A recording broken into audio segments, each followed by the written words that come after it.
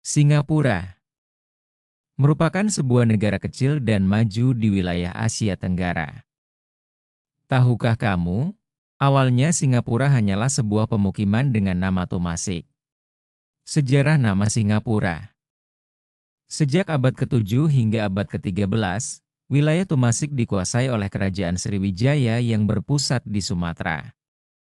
Pada abad ke-14, Temasek menjadi kota benteng yang memiliki parit besar dan menjadi kota perdagangan. Menurunnya kekuatan politik Sriwijaya pada saat itu lantas dimanfaatkan oleh Kerajaan Majapahit dan Kerajaan Ayutthaya dari Thailand untuk menguasai Temasek. Di dalam kitab Negara Kertagama, Temasek disebutkan menjadi vasal atau negeri bawahan Kerajaan Majapahit.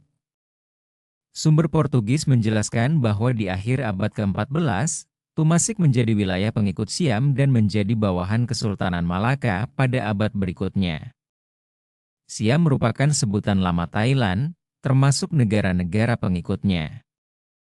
Sekitar abad ke-14 hingga abad ke-15, nama Temasek diganti dengan Singapura, yang berasal dari bahasa Sanskerta yang bermakna kota singa. Nama kota singa diambil ketika Sang Nila Utama mendirikan pemerintahan di Temasek dan melihat hewan aneh seperti seekor singa. Sang Nila Utama adalah seorang pangeran Sriwijaya dari Palembang dan merupakan Raja Kerajaan Bintan ketiga dan pendiri Kerajaan Singapura pada 1299. Beliau memiliki gelar resmi yang diadopsi pada penobatannya yakni Sri Tribuana yang berarti Raja Tiga Negara. Meski nama Temasek terus dipakai oleh catatan Cina, tetapi bangsa Eropa yang mulai berdatangan ke Asia Tenggara pada awal abad ke-16 sudah menyebut Temasek dengan Singapura, yang dikenal hingga sekarang. Singapura di bawah kekuasaan Inggris. Setelah peristiwa pembakaran permukiman di mulut Sungai Singapura oleh perompak Portugis pada 1613, Singapura tidak lagi menarik dan berubah menjadi sarang penyamun. Sampai akhirnya, datang rombongan kongsi dagang Inggris, East Indian Company, EIC, yang dipimpin Thomas Stamford Raffles. Kala itu, EIC sedang mencari tempat strategis di Selat Malaka guna menandingi Belanda, yang telah lama menancapkan kekuasaannya di Indonesia. Saat Raffles tiba di Singapura pada 28 Januari 1819, ia menjumpai sebuah kampung suku Melayu yang merupakan wilayah kekuasaan Kesultanan Johor. Agar diizinkan membangun pos dagang dan mendapat hak monopoli di Singapura dan mengamankan wilayah itu dari Belanda, Raffles bekerja sama dengan pewaris Kesultanan Johor. Kesepakatan antara EIC dengan Johor dibuat pada 9 November 1824, dan sejak itu, Inggris mulai menanamkan kekuasaannya di Singapura. Masih di tahun yang sama, Inggris berunding dengan Belanda, yang menghasilkan Perjanjian London.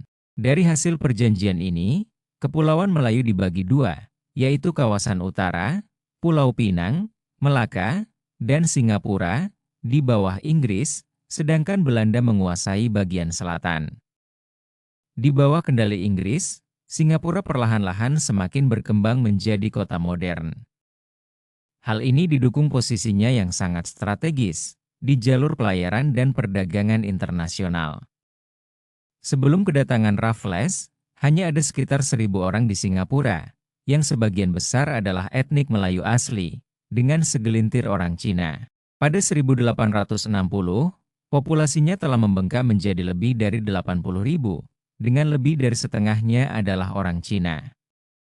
Memasuki akhir abad ke-19, ketika industri karet didirikan, Singapura menjadi pusat global untuk penyortiran dan ekspor karet. Setelah Perang Dunia Pertama, Inggris membangun pangkalan Angkatan Laut Singapura yang besar sebagai bagian dari strategi pertahanan di wilayah tersebut. Itulah mengapa Singapura turut menjadi incaran Jepang ketika Perang Dunia Kedua memanas. Pada masa Perang Dunia Kedua, Singapura turut jatuh ke tangan Jepang sebagaimana negara-negara lain di Asia Tenggara. Menyusul kemenangannya atas Inggris pada 15 Februari 1942, Jepang mengganti nama Singapura menjadi Shonanto. Namun, kekuasaan Jepang atas Singapura tidak berlangsung lama. Tanggal 12 September 1945, Singapura dikembalikan kepada Inggris karena Jepang kalah dalam Perang Dunia Kedua, dan nama Shonanto tak lagi digunakan. Singapura menjadi bagian Malaysia. Dalam perkembangannya, muncul jiwa nasionalisme orang-orang Singapura untuk mendirikan pemerintahannya sendiri dan lepas dari Inggris. Pada 1955, Inggris menggelar pemilihan umum atau pemilu pertama di Singapura yang dimenangkan oleh tokoh pro-kemerdekaan, David Saul Marshall.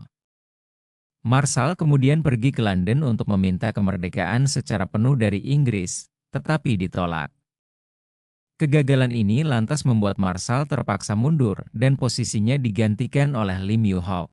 Pada akhirnya, Inggris bersedia memberikan hak pemerintahan untuk Singapura yang dipimpin oleh Perdana Menteri. Sayangnya, pemerintahan otonomi di Singapura tidak berjalan baik. Inggris seakan-akan mengabaikan Singapura. Akibatnya, Singapura memutuskan untuk lepas dari tangan Inggris dan bergabung dalam Federasi Malaysia sejak 31 Agustus 1963. Singapura merdeka dan menjadi negara republik. Konflik kemudian terjadi antara partai utama Singapura dengan Federasi Malaysia. Parlemen Malaysia kemudian bersidang untuk memutuskan masa depan Singapura. Para pemimpin Singapura, seperti Lee Kuan Yew, menginginkan pemisahan, yang akhirnya disepakati semua anggota parlemen. Singapura keluar dari Federasi Malaysia membentuk pemerintahannya sebagai negara republik dengan presiden sebagai kepala negara, sedangkan kepala pemerintahannya dipegang oleh Perdana Menteri pada 9 Agustus 1965. Yusof bin Ishak disumpah sebagai presiden pertama, dan Lee Kuan Yew menjadi Perdana Menteri pertama Republik Singapura. Kini, tanggal 9 Agustus 1965 diperingati sebagai Hari Kemerdekaan Negara Singapura.